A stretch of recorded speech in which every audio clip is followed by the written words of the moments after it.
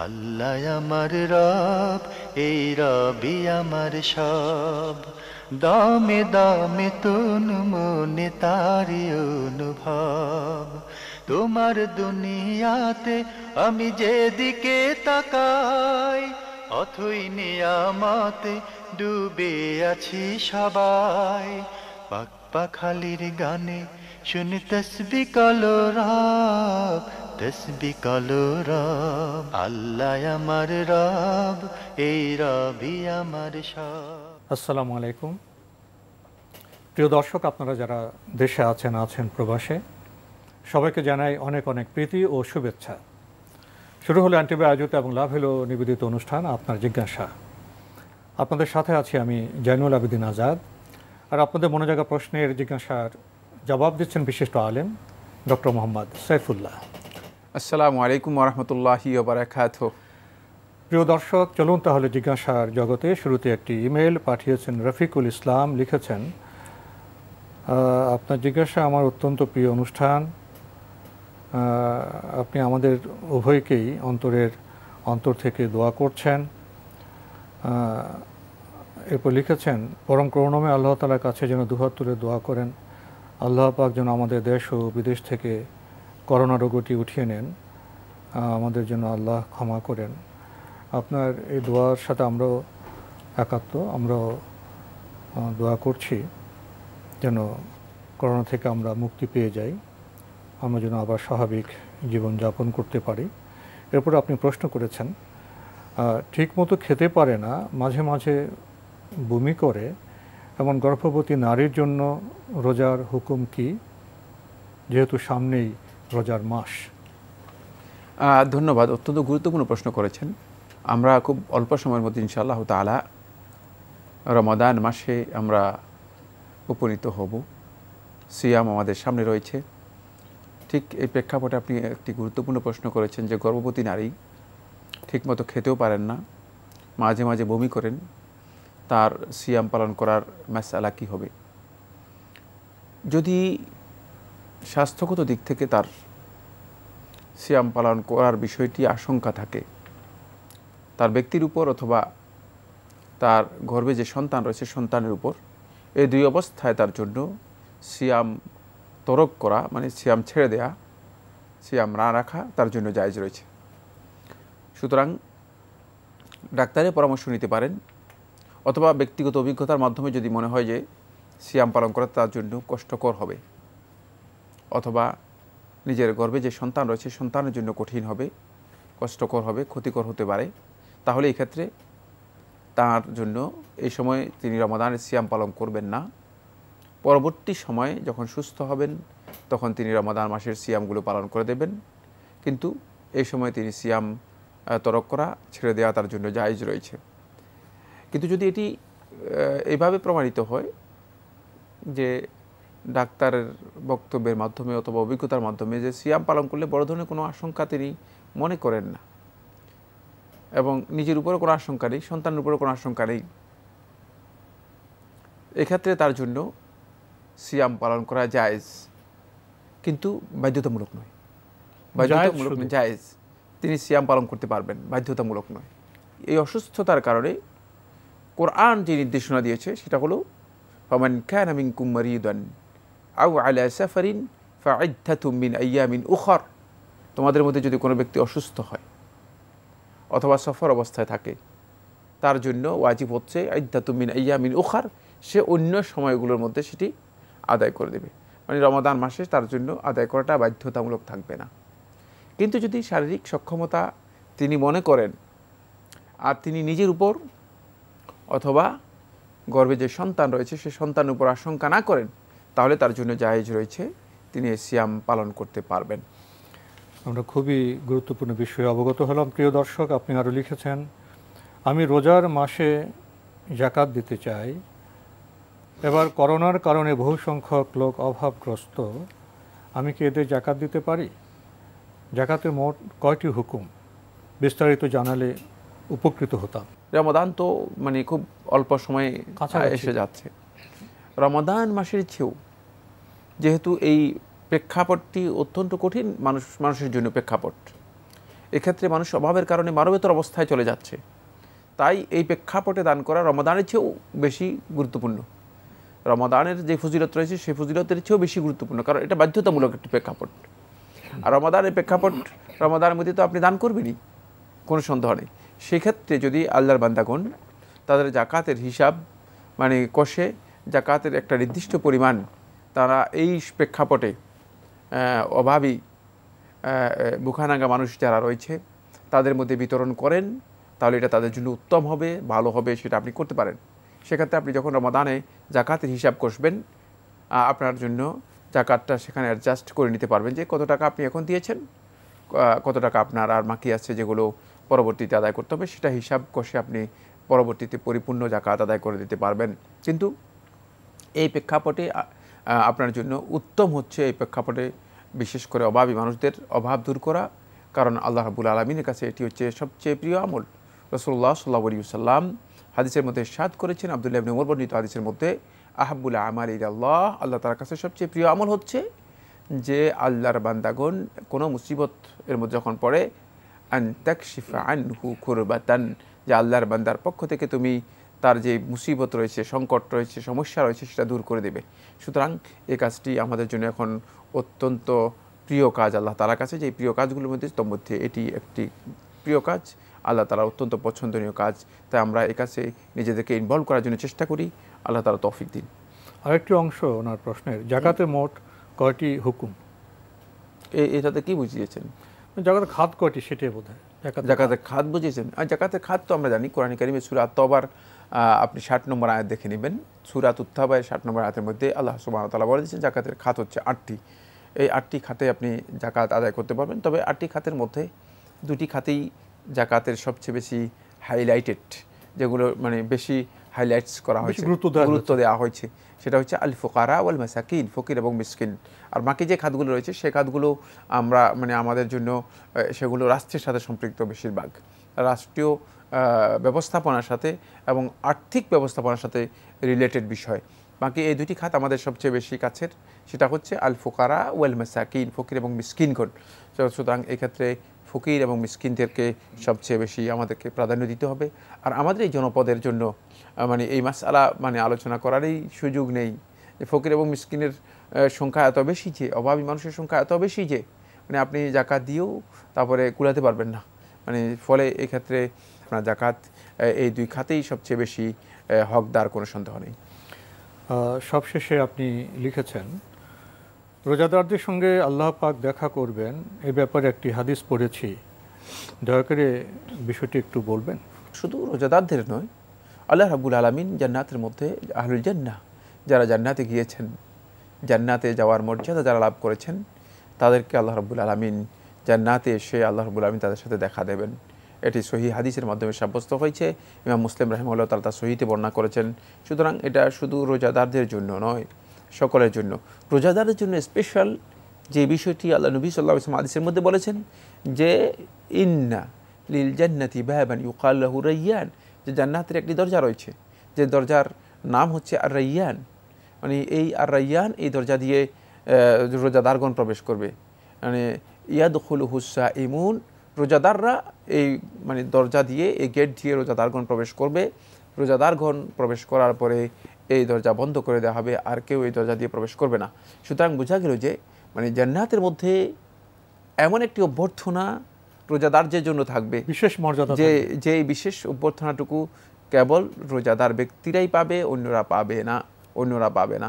তাই এটা এই হাদিস থেকে বোঝা যাচ্ছে। আমাদের হাতে আরও একটি ইমেইল, এটি পাঠিয়েছেন সাফিয়া খাতুন দিনাজপুর থেকে। লিখেছেন, আপনার জিজ্ঞাসা অনুষ্ঠান আমার খুব ভালো লাগে, এই অনুষ্ঠান থেকে আমি অনেক কিছু জানতে পেরেছি। আমার আরও কিছু প্রশ্ন। আমার 3 মাসের একটি বেবি আছে, বাচ্চা মায়ের দুধ খায়, এই অবস্থায় আমি কি রোজা রাখতে পারবো? এই ধরনের অবস্থাকে ইসলামী শরীয়তের মধ্যে অত্যন্ত গুরুত্ব দেওয়া হয়েছে, কারণ সন্তানের দুধ পান করানো ইসলামী শরীয়তের মধ্যে অত্যন্ত গুরুত্বপূর্ণ একটি বিষয়। যেহেতু সন্তানের বেশিরভাগ খাবারই মানে 3 মাসের বেবির জন্য দুধ থেকেই আসে, সেক্ষেত্রে সন্তানের এই বিষয়টিকে গুরুত্ব দেওয়ার জন্য মুরদে, যিনি দুগ্ধ দানকারিনী রয়েছেন, তার বিধান হচ্ছে তিনি যদি মনে করেন যে সিয়াম পালন করলে সন্তান দুধ কম পাবে অথবা দুধ শুকিয়ে যাবে, দুধ পাবে না, তাহলে এক্ষেত্রে তার জন্য জায়েজ রয়েছে, তিনি সিয়াম ভঙ্গ করতে পারবেন। তার জন্য জায়েজ আছে, তিনি সিয়াম ভঙ্গ করতে পারবেন। কিন্তু যদি এমন হয় যে তিনি সিয়াম পালন করলেও স্বাভাবিকভাবে কোনো ধরনের ক্ষতি হওয়ার সম্ভাবনা থাকে না, মানে দুধ পেতে বাচ্চার কোনো সমস্যা নেই এবং সেটা অভিজ্ঞতার মাধ্যমে প্রমাণিত হয়েছে অথবা তিনি সেটা বাস্তবে বুঝতে পেরেছেন, যদি এমনটি হয় এক্ষেত্রে তার জন্য উত্তম হচ্ছে সিয়াম পালন করা, তার জন্য উত্তম হচ্ছে সিয়াম পালন করা। বাকি যদি অভিজ্ঞতার মাধ্যমে প্রমাণিত হয় তাহলে সেক্ষেত্রে তিনি অবশ্যই সন্তানের হককে প্রাধান্য দিয়ে তিনি সিয়াম ভঙ্গ করবেন। পরবর্তী সময়ে তিনি এই সিয়াম রমাদান মাসের পরে এই সিয়ামটুকু কাদা করবেন, আদায় করে দেবেন। যে এমন দেখা যায় মা মনে করলেন যে আমি রোজা রাখতে পারবো, রোজা রাখলেন, দুপুরের পর বিকেল যখন হলো দেখা গেল যে সন্তান দুধ পাচ্ছে না, ক্রন্দন করছে, সেক্ষেত্রে কি মা বাস্তব অবস্থা নিরিখে রোজা ভাঙতে পারবেন? হ্যাঁ, তা তো অবশ্যই। মানে যখনই তিনি দেখবেন যে মানে এটি মানে সন্তানের জন্য একটু ক্ষতির কারণ হয়ে যাচ্ছে বা সন্তান দুধ পাচ্ছে না, তাহলে তিনি সিয়াম ভঙ্গ করা তার জন্য বাধ্যতামূলক হয়ে যাবে। কারণ এই সন্তানের খাবারের তো আর কোনো ব্যবস্থাই নেই, সুতরাং সেখানে বাধ্যতামূলক হয়ে যাবে। আমাদের ইসলামে যে বিধান দিয়েছেন রোজা দিয়েছেন মানুষকে কষ্ট দেওয়ার জন্য, তখন তিনি সিয়াম ভঙ্গ করবেন এবং পরবর্তী সময় তিনি সেই সিয়াম পালন করবেন ইনশাআল্লাহ তাআলা। রোজা রাখা অবস্থায় মুখে বারবার থুতু জমলে কি করব? সিয়াম পালনরত অবস্থায় যদি মুখে বারবার থুতু জমে, এটি থুতু জমলে কিছু করতে হবে না। আর থুতু জমানোর কাজটাও এটা অনেকটা দেখা যায় যে অনেকে ইচ্ছাকৃতভাবে এই কাজটা করেন না জানার কারণে, মনে করে থুতু জমানোরও কাজ নয় আর থুতু ফেলে দেওয়ারও কাজ নয়। স্বাভাবিক থুতু গিলতে পারেন, অসুবিধা তো নেই। এটা মানে অনেকটা মানে নিজের উপর একটা চাপ, মেন্টাল একটা চাপ নেন সেটা থুতু নিয়ে অনেকেই। তো ফলে দেখা যায় যে থুতু মানে মানে তিনি অনেক সময় জমা করে ফেলতেছেন, জমে যায়, অনেক সময় জমা করে ফেলতেছেন, অনেক সময় থুতু ফেলতেছেন।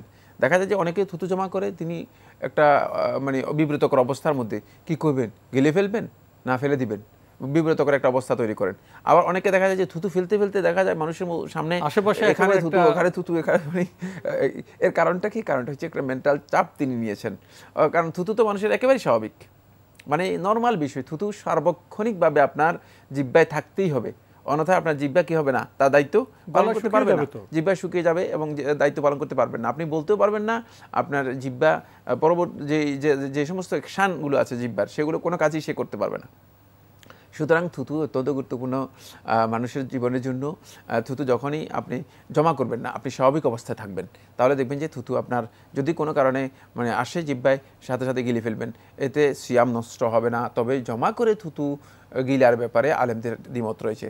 সেটা হচ্ছে ইচ্ছাকৃতভাবে যদি জমা করে কেউ থুতু গিলেন, তাহলে একদল উলামায়ে কেরাম বলেছেন তার সিয়াম মাকরুহ হবে, তার সিয়ামে মানে এই কাজটি তার জন্য সঙ্গত হবে না, উচিত হবে না, অনুচিত হবে। কিন্তু এই কাজটি আসলে আমরা এই জন্য করে থাকি, আমরা মানে থুতুকে নিয়ে একটা ভিন্ন একটা মানে কসরত করার চেষ্টা করে থাকি।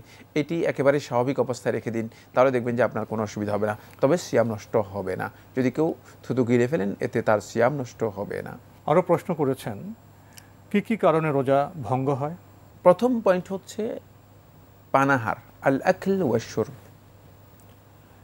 যেটি মানে পান বলতে যে জিনিসটাকে বোঝায়, পান করা যেটাকে বোঝায়, এই জাতীয় এবং যেই কাজগুলো পানের অর্থ যেগুলোর মধ্যে পাওয়া যায়, চা পান, দুধ পান, কোল্ড ড্রিঙ্কস পান, এগুলো সবটাই এর মধ্যে অন্তর্ভুক্ত। এর মাধ্যমে সিয়াম নষ্ট হয়ে যাবে। আপনি তরল সমস্ত পদার্থ পান করেন, সেই পান আপনি যদি করেন তাহলে আপনার সিয়াম নষ্ট হবে। এরপরে তরল পদার্থের সাথে সম্পৃক্ত হবে ওই সমস্ত পানীয়, যেই পানীয় ইচ্ছাকৃতভাবে বাহির থেকে মানে ঢুকানো হয়ে থাকে মানে পান হিসেবে, পান করা হিসেবে, যেমন সিগারেট পান, যেমন ধূমপান, অথবা এই জাতীয় যেমন মানে বিভিন্ন ধরনের ধোঁয়া বা গাঞ্জা জাতীয় জিনিস, এটাকে মানে ইয়ে করে এটাকে বাষ্পের মতো তৈরি করে এগুলো পান করা ইত্যাদি, এই সব কিছু মূলত পানীয়ের মধ্যে অন্তর্ভুক্ত হবে। এতে সিয়াম নষ্ট হবে, কোনো সন্দেহ নেই।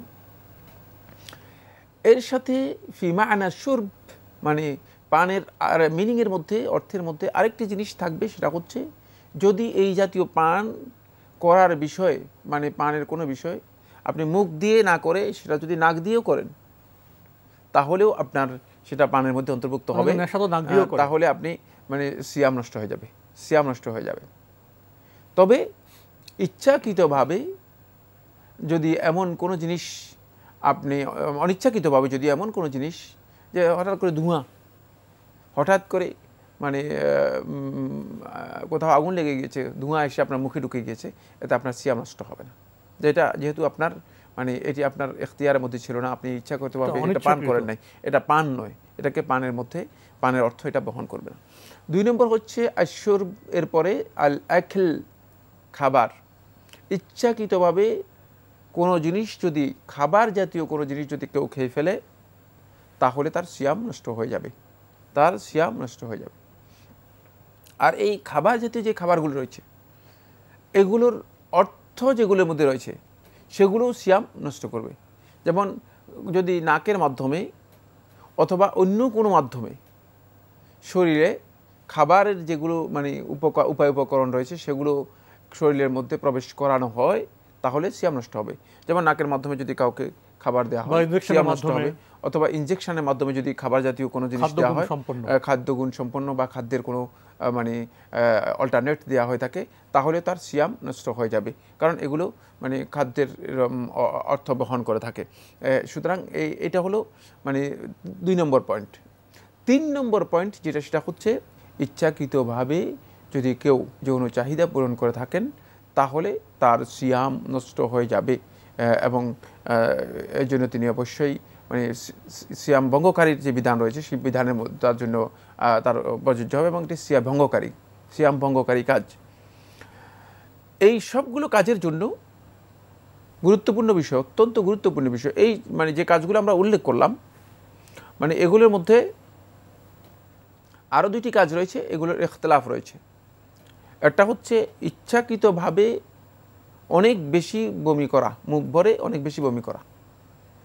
অধিকাংশ ওলামায়ে কেরাম বলেছেন যে এর মাধ্যমে সিয়াম তার নষ্ট হবে। আবার একদল ওলামায়ে কেরাম বলেছেন যে এতে সিয়াম নষ্ট হবে না। দ্বিতীয় হচ্ছে মানে অধিক পরিমাণে রক্তক্ষরণ হওয়া, যদি শরীর থেকে অধিক পরিমাণে রক্তক্ষরণ হয়, একদল ওলামায়ে কেরাম বলেছেন এতেও তার সিয়াম নষ্ট হয়ে যাবে। তবে বিশুদ্ধ বক্তব্য হচ্ছে এর মাধ্যমে তার সিয়াম নষ্ট হবে না। আমরা বলেছি যে এটি দীর্ঘ আলোচ্য বিষয়, তিনি যে প্রশ্ন করেছেন এটি অন্তপক্ষে 10 ঘন্টার একটি আলোচ্য বিষয়। বাকি এখন আমি বলবো যে বিষয়টি, সেটা হচ্ছে অত্যন্ত গুরুত্বপূর্ণ। এই পয়েন্টগুলো যেগুলো আলোচনা করলাম, মানে যেগুলো সিয়াম ভঙ্গকারী যে সমস্ত কাজগুলো রয়েছে, এই কাজগুলোর ক্ষেত্রে মৌলিক 3টি বিষয় অত্যন্ত গুরুত্বপূর্ণ। 1 নম্বর হচ্ছে এর জন্য কোনো ব্যক্তি ইচ্ছাকৃতভাবে কাজটা করতে হবে, অনিচ্ছাকৃতভাবে যদি তার এই ধরনের কোনো কাজ সংঘটিত হয়ে যায়, তাহলে তার সিয়াম নষ্ট হবে না। ভুলে খেয়ে ফেললে, মানে ভুল ক্রমে যদি খেয়ে ফেললো, মানে সে নষ্ট হবে না। ভুল ক্রমে তিনি খেয়ে ফেলেছেন, তাহলে তার সিয়াম নষ্ট হবে না। 2 নম্বর বিষয় হচ্ছে যেটা, সেটা হলো এই মাসআলা সম্পর্কে, এটা সিয়াম ভঙ্গকারী, এই বিষয়ে যদি কেউ জাহিল হন, মানে জানে না, অজ্ঞ, এই মাসআলা সম্পর্কে জানা নেই যে এই কাজ করলে সিয়াম কি নষ্ট হয়ে যাবে, মানে যদি এই ক্ষেত্রে তার মানে অজ্ঞতা থাকে, তাহলেও তার সিয়াম কি হবে না, নষ্ট হবে না, তার সিয়াম নষ্ট হবে না। 3 নম্বর যে বিষয়টি, সেটা হচ্ছে যদি তিনি বিস্মৃত হয়ে যান সিয়ামের বিষয়ে, মানে স্মরণ নেই, হঠাৎ করে বাসায় গিয়ে প্লেট নিয়ে খাবার খেয়ে মজবুত মানে পরিপূর্ণ 1 প্লেট খেয়ে ফেলেছেন, একজন এসে বললো যে আপনি তো সিয়াম পালন, আজকে তো সিয়াম পালন করতেছেন, আপনি তো রোজা রেখেছেন। তখন খেয়াল পড়েছে, তখন থেকে তিনি পরিপূর্ণ সিয়াম পালন করবেন এবং তার সিয়াম হয়ে যাবে, আর এই খাবারটুকু তার সিয়াম নষ্ট করবে না। আমরা খুব গুরুত্বপূর্ণ কথা শুনছিলাম, কিন্তু সময় আমাদের শেষের দিকে। এই বোনের আর 2টি প্রশ্ন রয়ে গেছে, যদি এক বাক্যে বলতেন, তারাবি কি 20 রাকাত না 8 রাকাত? তারাবিহের সালাতের মধ্যে রাকাত নির্দিষ্ট করার বিষয়টি আলেমদের মধ্যে দ্বিমত রয়েছে। বাকি কেউ যদি 8 রাকাত পড়েন তাও পড়তে পারেন, আর কেউ যদি 20 রাকাত পড়েন তাও পড়তে পারবেন, আর কেউ যদি বেশিও পড়েন তিনি পড়তে পারবেন। নফল সালাতের জন্য রাকাত নির্দিষ্ট করা নবী সাল্লাল্লাহু আলাইহি ওয়াসাল্লামের সুন্নাহ দিয়ে সাব্যস্ত হয়নি। নবী সাল্লাল্লাহু আলাইহি ওয়াসাল্লাম ব্যক্তিগতভাবে 8 রাকাত বেশিরভাগ ক্ষেত্রে আদায় করেছেন মর্মে আয়েশা রাদিয়াল্লাহু আনহা বর্ণিত যে হাদিসটি রয়েছে এটা নবী সাল্লাল্লাহু আলাইহি ওয়াসাল্লাম নিজের জন্য পছন্দ করেছেন। সুতরাং এক্ষেত্রে যদি কেউ 8 রাকাত পছন্দ করে থাকেন, তিনি নবী সাল্লাল্লাহু আলাইহি ওয়াসাল্লাম যেভাবে আদায় করতেন সেভাবেই 8 রাকাত আদায় করবেন। সকল দিক থেকে সেটা 8 রাকাত হতে হবে, মানে কোয়ালিটি ঠিক নবী সাল্লাল্লাহু আলাইহি ওয়াসাল্লামের কোয়ালিটি অনুযায়ী হতে হবে। সুতরাং মানে মূল কথা হলো আমরা কেউ যদি চান 8 রাকাত পড়তে পারবেন, 20 রাকাত পড়তে পারবেন, বেশিও পড়তে পারবেন, কমও পড়তে পারবেন। 2 রাকাত করে শবে সাদেক উদিত হওয়া পর্যন্ত তারাবিহের সালাত বা রাতের নামাজ পড়া জায়েজ রয়েছে। শেষে যদি একবারকে বলতেন, রোজা রাখার নিয়ত কি বাধ্যতামূলক? নিয়ত তো অবশ্যই নিয়ত করা বাধ্যতামূলক, কিন্তু নিয়ত করার অর্থ এই নয় যে নিয়ত উচ্চারণ করতে হবে। নিয়ত হচ্ছে আপনি অন্তরে যে ইচ্ছা করবেন সিয়াম পালন করার জন্য, সেটাই হচ্ছে নিয়ত। এর জন্য রোজার ভাষা, এর জন্য কোনো টেক্সট নেই, এর জন্য কোনো বক্তব্য নেই যে রোজা পড়তে হবে। মানে আমরা নিয়ত পড়া বলে থাকি, নিয়ত পড়ার কিছুই নেই, নিয়ত করার বিষয়টি অপরিহার্য। নিয়ত অবশ্যই করতে হবে সিয়াম পালন করার আগে। অবশ্যই রাত্রেই আপনি সিয়াম পালন করার জন্য যখন খাবেন, সেহরি খাবেন, তখনই আপনি মানে আপনার ইচ্ছা আপনি আগামীকাল সিয়াম পালন করবেন, এটাই যথেষ্ট হয়ে যাবে। এর জন্য আলাদাভাবে অন্য কোনো নিয়ত উচ্চারণ করার প্রয়োজন নেই। আমরা জানলাম। তো আজকে আমাদের এখানে শেষ করতে হচ্ছে। আপনাকে অনেক ধন্যবাদ। আপনাকে অশেষ ধন্যবাদ। প্রিয় দর্শক, আমরা এতক্ষণ দেখছিলাম এনটিভি আয়োজিত এবং লাভ হলো নিবেদিত অনুষ্ঠান আপনার জিজ্ঞাসা। আমাদের অনুষ্ঠান আপনারা এনটিভি অনলাইনেও দেখতে পারবেন, ভিজিট করুন www.ntvbd.com। এছাড়া ইউটিউবে এবং আমাদের ভেরিফাইড ফেসবুক পেজে অনুষ্ঠান দেখতে পারবেন। প্রিয় দর্শক, সবশেষে আমরা রোজা প্রসঙ্গে অনেকগুলো প্রশ্ন পেয়েছি। রমজান শুদ্ধভাবে পালন করতে হলে আমাদের বোধহয় জানতে হবে। আসুন রোজার আগেই আমরা কিছুটা সময় ব্যয় করে রোজার মাসলা মাসাইল সম্পর্কে জানি, নিয়তকে আমরা পরিশুদ্ধ করি, তাহলে ইনশাল্লাহ বরকতময় রমজান আমাদের জন্য সুফল বয়ে আনবে। চিঠি লিখুন, প্রশ্ন পাঠান আমাদের ঠিকানায়। পরিচালক আপনার জিজ্ঞাসা, এনটিভি, বিএসসি ভবন, 7ম তলা, 102 কাজী নজরুল ইসলাম এভিনিউ, কারওয়ান বাজার, ঢাকা 1215। আপনারা ইমেলও করতে পারেন। আমাদের ইমেল অ্যাড্রেস আপনার জিজ্ঞাসা @ntvbd.com। প্রিয় দর্শক, মহান আল্লাহ আমাদের সবাইকে নিরাপদে রাখুন, রাখুন শান্তিতে। আসসালামু আলাইকুম। আল্লাহ আমার রব, এই রবি আমার সব, দামে দামে তুন মনে তারি অনুভব। আল্লাহ আমার রব, এই রবি আমার সব।